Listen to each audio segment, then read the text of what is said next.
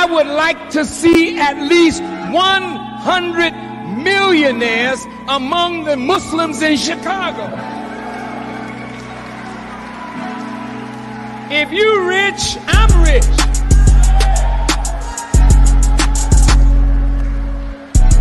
And I can always come and tell you about the needs of a nation.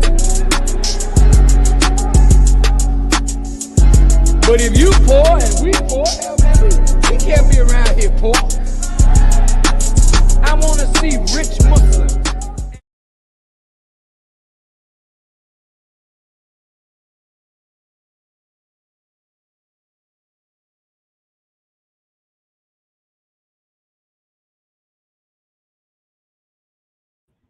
All right, peace and blessings, peace and blessings. Welcome, welcome, welcome to an amazing conversation today with Team FAR, New Millennium Bankers. I got the whole family here, but we're gonna get this thing going. My name is Cecilia Tier. I'm the First Lady of FAR Money Network, and I am here with the team, Brother Jihad and Brother Kadar. And y'all, why don't y'all go ahead and introduce yourselves while I get little man situated? All right. All right, so my name is Kadar Muhammad. I am also on Team Fraud. I'm a New Millennium Banker.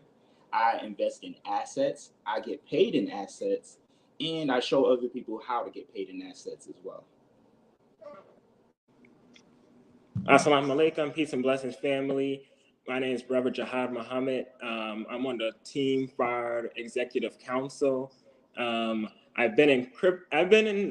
Actually, Fraud Money is the reason why I'm in crypto right now, and also asset accumulation as well.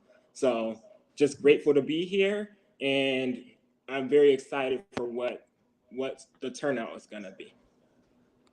Awesome, awesome. And let me just say before I do my intro that it's been an honor working with you all because you guys absolutely, represent what we are about, what we're doing, in such a phenomenal way. It's inspiring.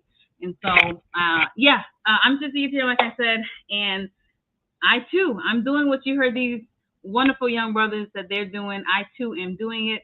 We're working together as a team, and our goal is we have a few things in mind, but we love to work together and show the power of supreme group economics and how we can take our condition and the condition of other people to new heights and new levels. So we're going to get into this article that one of our brothers found and have this conversation to see, let's chop it up. Let's get into it and let's really be able to analyze and give it from a New Millennium Banker's perspective and not just how these different writers are portraying it. So let me go ahead and get my screen shared, and then I'm going to, turn the mic over to the brothers so we can get involved here in this amazing conversation. And let me make sure that we can, okay, there we go, so we can see, and then I can move it down.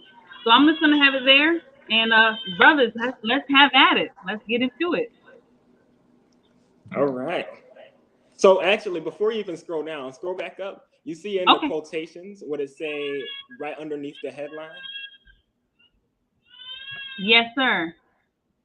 So right underneath it, Mr. Stevens' allegations about Akon City and Akon's business ventures are not based on any evidence. Right there. Key. Wow. It's small. It's in small. You can barely see it, but let's get into that. All right, like I said, I'm gonna let y'all talk a little bit while y'all hear my background, and so I'm gonna go handle that real quick. Y'all go ahead, chop it up. Let's go. So one of the things that I found very interesting about this was that, well, for one, it wasn't based on.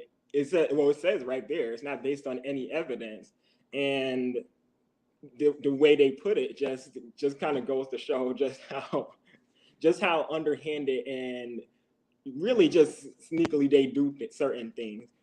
Yeah, I see what you're saying, because look how it says Akon accused of planning to run, or it says Akon accused of planning to run Akon City as a Ponzi scheme.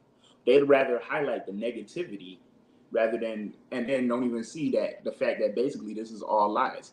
They don't even have proof of it. There's no evidence. It's not based on any evidence. So they'd rather talk about the negativity because obviously this world thrives off of that. That's right. And as I dug more into this article, you could see that basically what they had a problem with was, well, for one, we already know that the Federal Reserve don't like cryptocurrency. We already know that they don't like cryptocurrency because it represents freedom from their financial centralized banking system. That's actually why they're coming out with their own centralized banking digital currency. And then you also have they talked about multi-level marketing inside the article as well. And that we also know that they don't like because it also represents freedom and a level of equality as well in multi-level marketing. That's interesting because it seems like anything that can be used as a tool to help like financially free the masses, or free the masses at all really, but especially financial, it seems like they always like to, how would I put it, I guess slander it, completely like slander and throw negativity on it and scare people from even going in that direction or even basically thinking on that type of level. Now it's interesting though, because he's talking about creating a city, a crypto city, kind of like how I guess El Salvador is doing it, but I guess he's doing it in a way, well, where he's kind of like he's the founder of it. And so, and it's just interesting to me because it's almost like,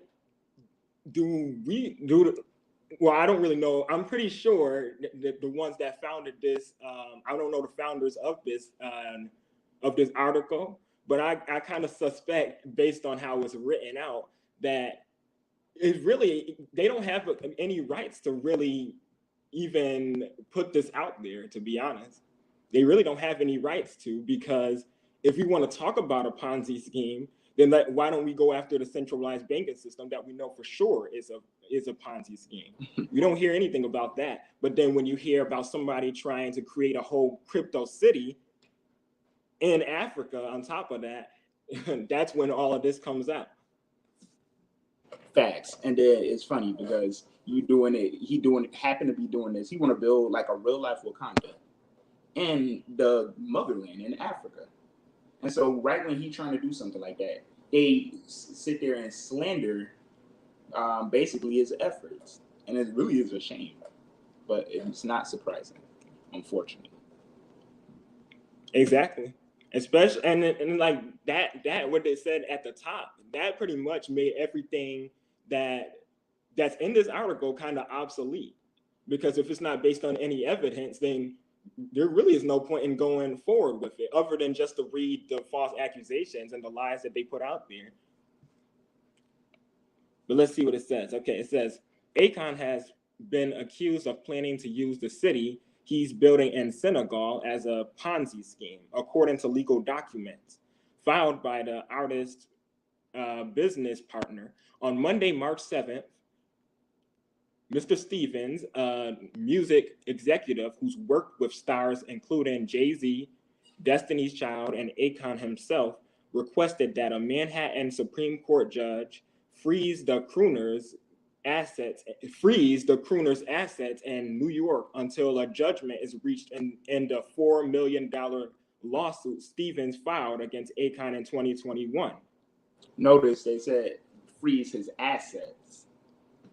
That's actually pretty funny. They said they was going to freeze his assets. They threatened to freeze his assets.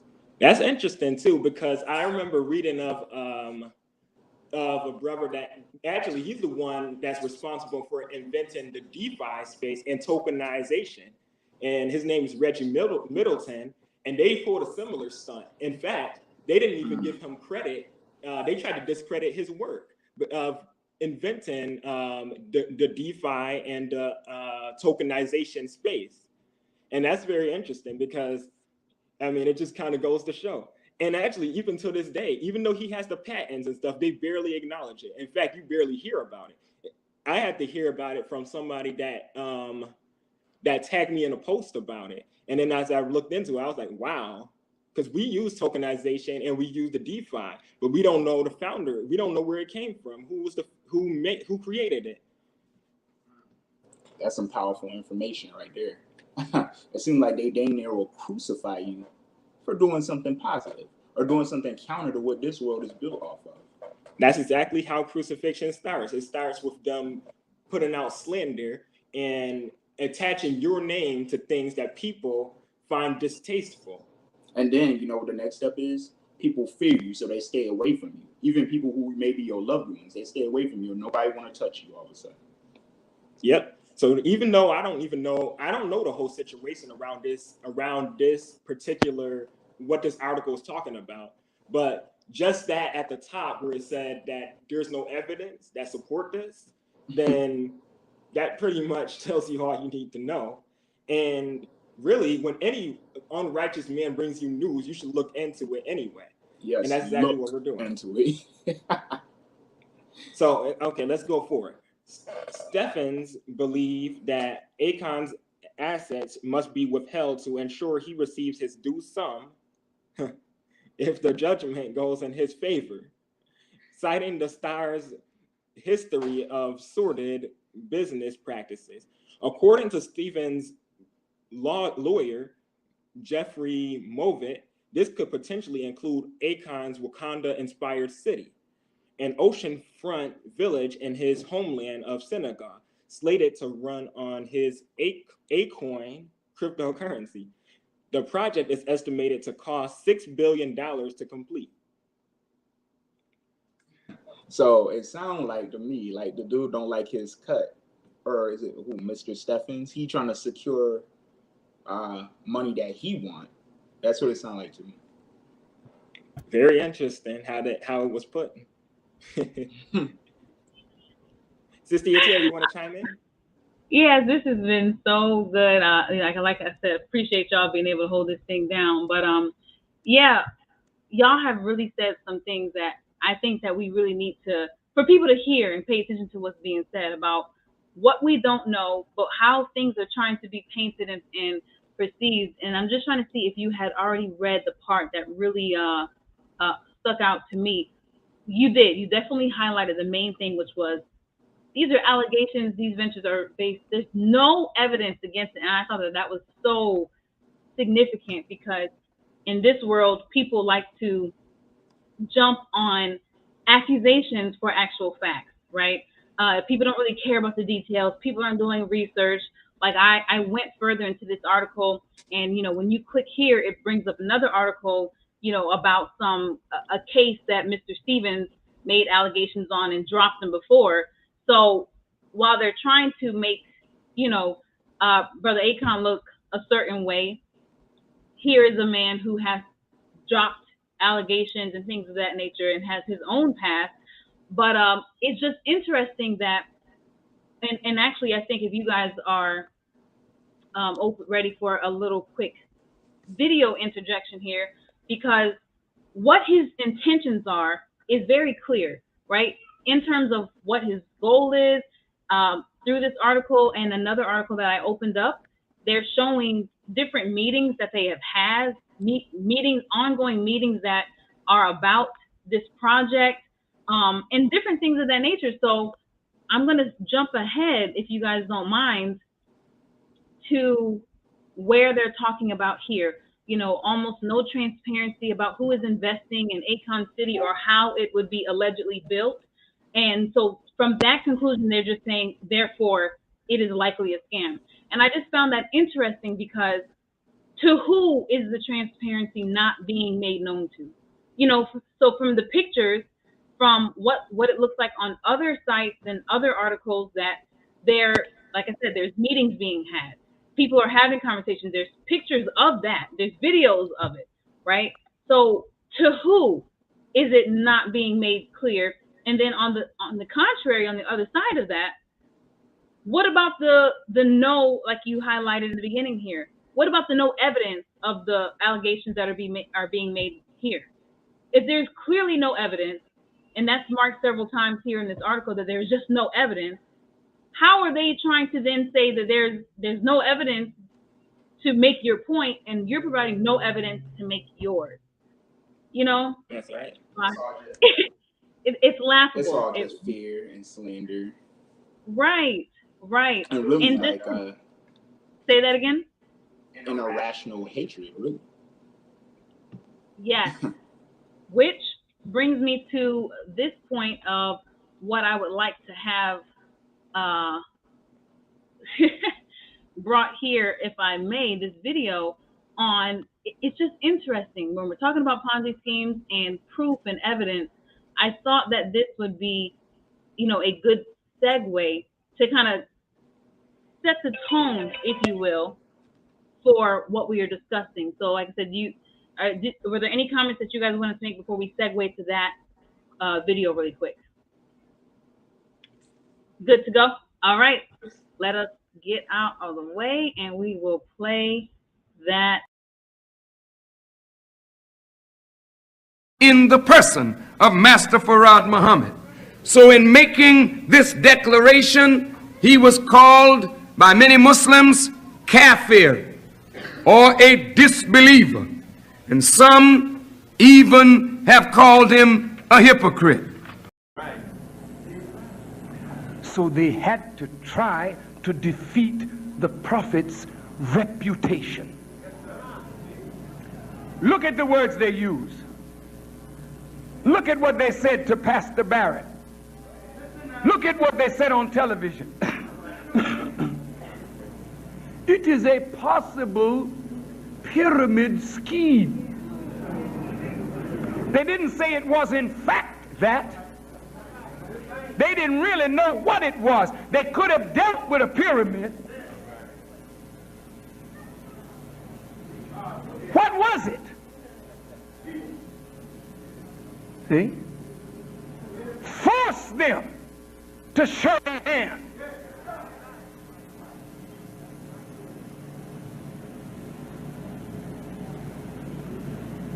Some believe, look at the words in the press, some believe it to be a pyramid scheme. T.L. Barrett believes it to be an economic development plan. Well, then let's pit our two beliefs together, either in the world or in a court of law. Because if we believe it's an economic development plan, then prove it. And if they believe it's a scheme, then let them prove it. We ain't got a damn thing to prove to rich people except that we're poor and trying to get the hell out of it. What do we have to prove to them?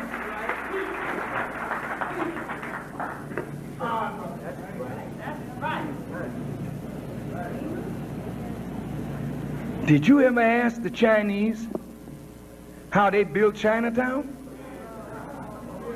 How many of you talk to the Chinese? Mr. Wong, how did you get so many Chinese restaurants in the black community? Was it a business loan from the government? You didn't ask that, did you? Did you? The Koreans just got here a few days ago. Did you ever ask the Koreans, Mr. Korean, sir, how did you get so many businesses in the black community so fast and just got here yesterday? Did you ask them? The Palestinian refugees, the Lebanese, the people of the Middle East whose area is torn up with war and devastation, and they arrive in America penniless. Did you ever ask them, brother Palestinian, how did you get so many stores in the black community and just got here yesterday? The reason you don't know is because they're not on television. Didn't you hear the old rap, the revolution will not be televised?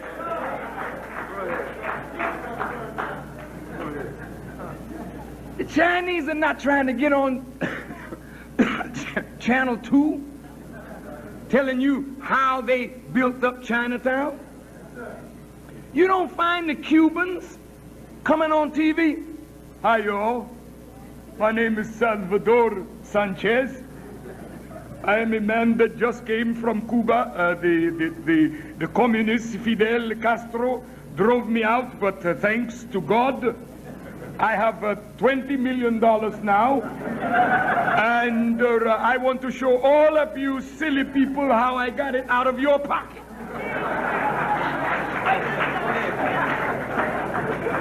You don't hear from the Cubans. You don't hear from the Haitians. You don't hear from the Vietnamese. You don't hear from the Palestinians. You don't hear from nobody who comes to America and networks their money. Go ahead. They got a network going.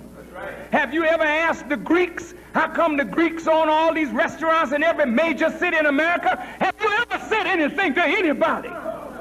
You ain't under any obligation to tell your enemy what you are doing to get the hell out from under his yoke. Go ahead. Well, there you have it. I mean, y'all, it don't get no more plain than that. And the words and his word choice of those things, I had to take notes. I wanted you to key in on a couple of things that he said in terms of, is that mute screen audio? Okay, make sure that was me. In terms of the scare tactics that's used, and in terms of the scrutiny that is specifically on our brother who, like I said, the intention, the blueprint and the desire, as he states here in the article, is to do what? You know, he wants to help where he is from. You know, this is his homeland. This is where he's from, and these are the things. This is what he said. Akon is proud of the efforts he has undertaken to create opportunities for his homeland in Senegal. So his intentions have been made clear, right?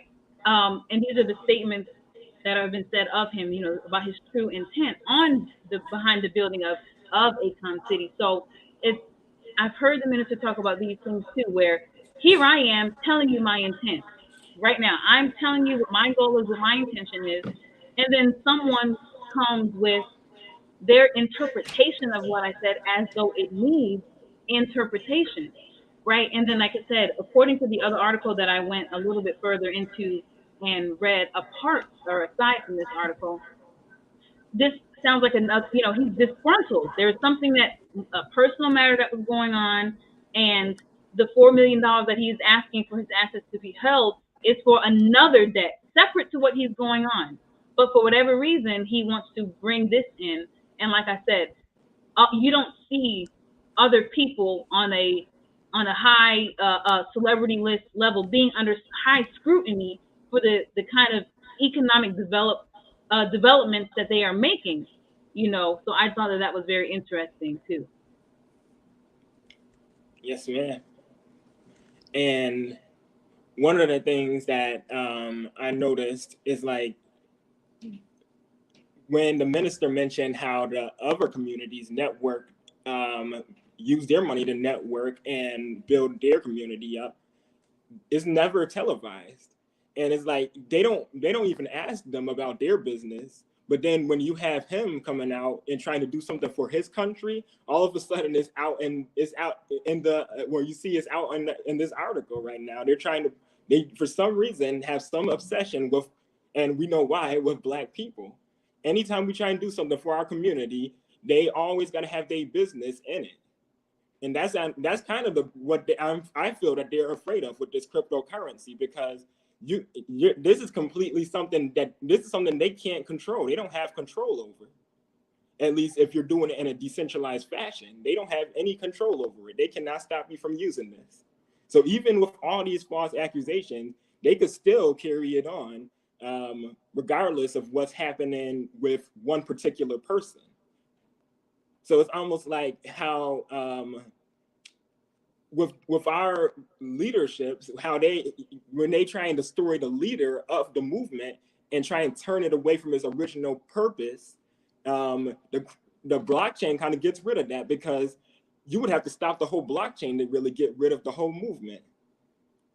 So that's right there. Kind of just goes to show that that is a lot deeper than that if you really look into it, because they're not doing this with any other community. They, for some reason, doing this, and he trying to create a crypto city.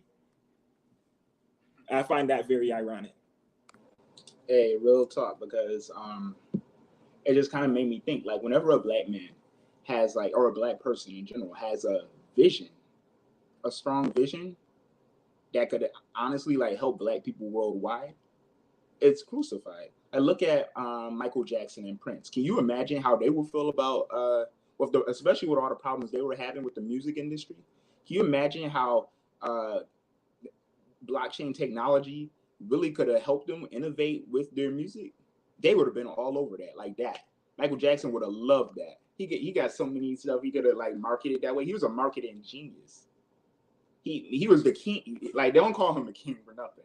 Him and Prince, they were the top dudes for that. So can you imagine what they, and then Prince, he was on the internet like back in the 90s doing stuff like that. Or, well, not exactly with blockchain, but he was very open to it. That's what I would say. Also, another point, like with this article, it just kind of made me think, like, you notice, like, they put the negativity in big black words.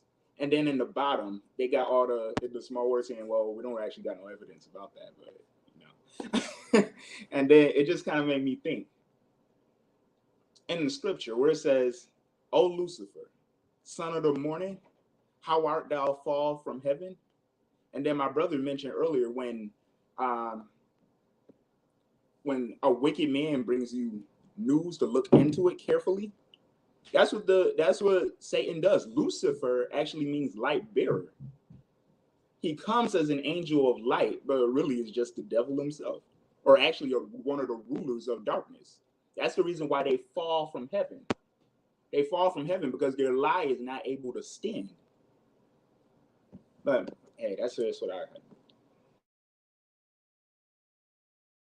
Wow. I really enjoy this conversation and the perspective that both of you are bringing to it. And so as we bring this to a close, I just wanted to segue into, if you will, I know that what we have, you know, let me actually close down this as we wrap up. But, you know, what we're doing as New Millennium Bankers, you know, it relates, and we have that type of desire in what we are doing in our efforts to do the same where economics is concerned, to be able to offer people a way to experience life and experience life better, to be free from the old banking system. Hence, we are New Millennium Bankers. And so the old way of banking is on its way out. And so as we are ushering in a new time, a new dispensation of time, a new banking system, these are the kind of things that, you know, we are up against, you know, this media, but it is definitely reassuring to know that we are on the side of the winning team, you know, because like you just mentioned, Brother Qatar, truth will always win. You know, truth is the constant, truth remains steadfast. And so these things, you know, it comes with the territory, but it is exciting. And like Brother Jihad mentioned, the power of us doing these kind of things together. You know, I'm not just an individual, you know, by myself, but we are a global organization that's working collectively with the same goal in mind, with the same intention in mind, willing to come before others, you know, and willing to put our reputation on the line and do these different things for true economic justice across the board. And that's what blockchain technology is doing. You know, we affectionately call it the great equalizer, because it is just that. The entry level, you know, is hardly anything in most cases. It really is, you know, and there's no age that stops you from getting involved in blockchain technology. A few weeks ago, I did an article about a 12-year-old who became a millionaire off of his own NFT collection that he created and put out there. So there's no number on it. There's no sex to it, whether it's male or female. A few months ago, at the beginning of this year, actually, there was a article that came out that we saw of a young lady. I think she was 15 or 16. She too, another young lady or young person who has millions now because they have stepped inside of this blockchain space, and they're just creating their art. They're just, it's not like, it's getting the stamp of a Mona Lisa, but it's their art. And it stands for something for them. It means something for them. And people want their art. There's something for everybody out here. And so being a New Millennium Banker and being able to offer people an entry space where you can come inside, where you can start your own NFT collection, where you can start accumulating assets, right? Obviously, assets is a big deal, That's right. Yes, ma'am. Absolutely. So I just wanted to see if you all had any closing remarks, just on anything that's on your heart about what we have and how we're offering, this space for people as we close out. Yes, ma'am. It's not many companies where you could just become a millionaire within a span of 3 years. Because look at what we got with our mining certificates. We got a $49 one all the way down to a $12,000 one. Now, if you were to buy that $12,000 one, all it takes is for you to do is to buy the $12,000 mining certificate, put it in our metaverse, use our non-liquid token to fill it up, and hold it and get paid interest. That's it. That's literally what it is. And boom, 3 years, you're literally a millionaire. And you can get as many of these as you want. So you decide how much of a millionaire you want to be. And I got to add to that because that's assuming that the coin stays the same price the whole entire time. Now, if you got a billionaire that's talking about in 90 days, he's going to make this coin, he's making it a priority for this coin to be $4,000 per coin.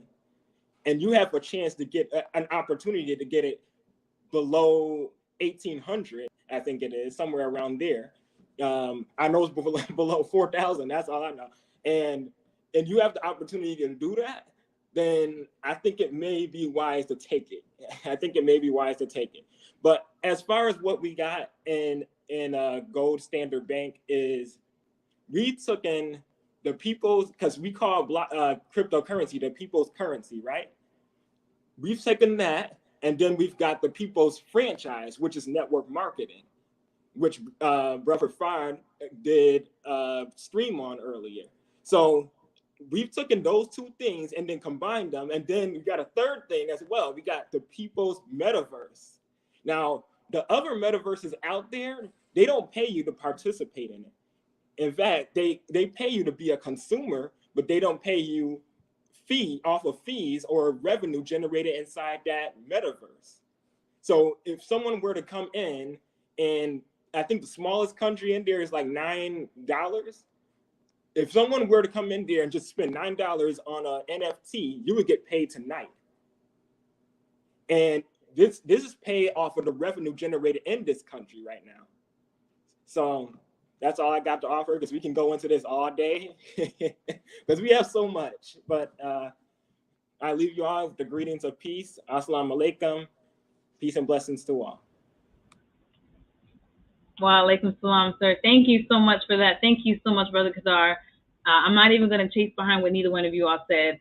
That's the icing on the cake.